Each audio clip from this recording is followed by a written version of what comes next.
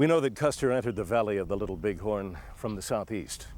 It's sandy soil, short grass prairie, beautiful green sculpted hills. Earlier, he had split his regiment, sending Captain Frederick Benteen and about 115 men on a sweeping reconnaissance mission to the south. He and the rest of the regiment proceeded toward the valley until they got to that point, a creek on the flats. His Indian scouts had told him there was a big village ahead. At that point, he split his regiment again, this time sending Major Marcus Reno and 115 men up the valley and toward the village.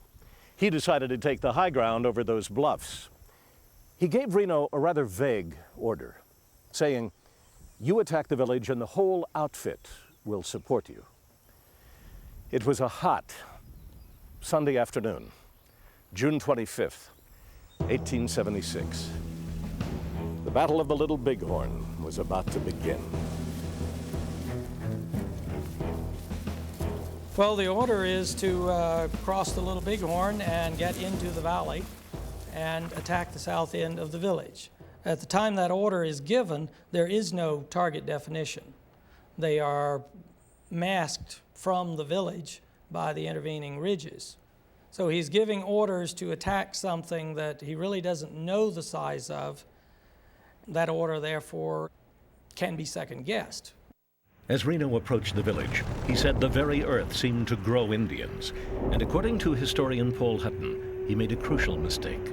From the very moment he's placed in command of that group, he is constantly worried about what's in front of him rather than having the cavalryman's spirit of charging in. He was ordered to charge that village. He wasn't ordered to go and form a skirmish line. That's a defensive maneuver. A defensive maneuver that turned into a hasty retreat.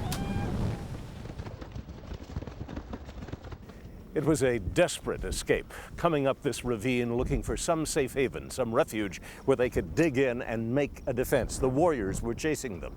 And when Major Reno arrived, it was clear that he was in a state of shock. He had just lost a third of his battalion, killed, wounded, or missing. From his behavior, it's indicated that he had lost his will to fight.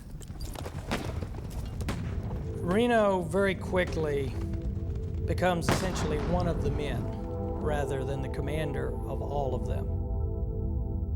Operating with him is Custer's favorite scout, Bloody Knife. And at one point during the action in the timber, Bloody Knife is killed with a shot to the head. And he is standing next to Reno, and Reno is spattered with the blood and brains of this man. Reno had been totally broken down by the valley fight.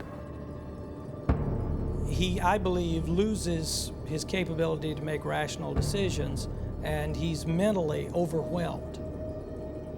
Reno lost his nerve totally. He was inexperienced, he was timid, he was afraid. He led his men in a stampeded rout, and it's fortunate that any of his soldiers survived, considering the incredibly bad leadership he provided. Reno was soon joined by Captain Benteen's men in the pack train. They now number more than 400 men, admittedly many in shock from fighting and many wounded. But if they had begun to look for Custer at that moment, early afternoon, things could have been different.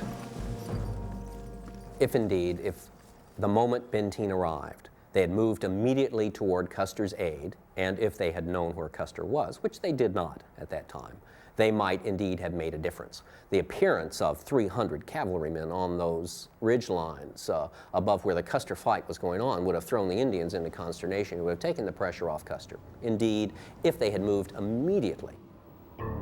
But they did not move to help Custer, and that is the question. Why? It's true that the terrain prevents someone from seeing downriver from Reno Hill, the location of Reno's retreat. But could Reno's men have heard Custer's battle that afternoon?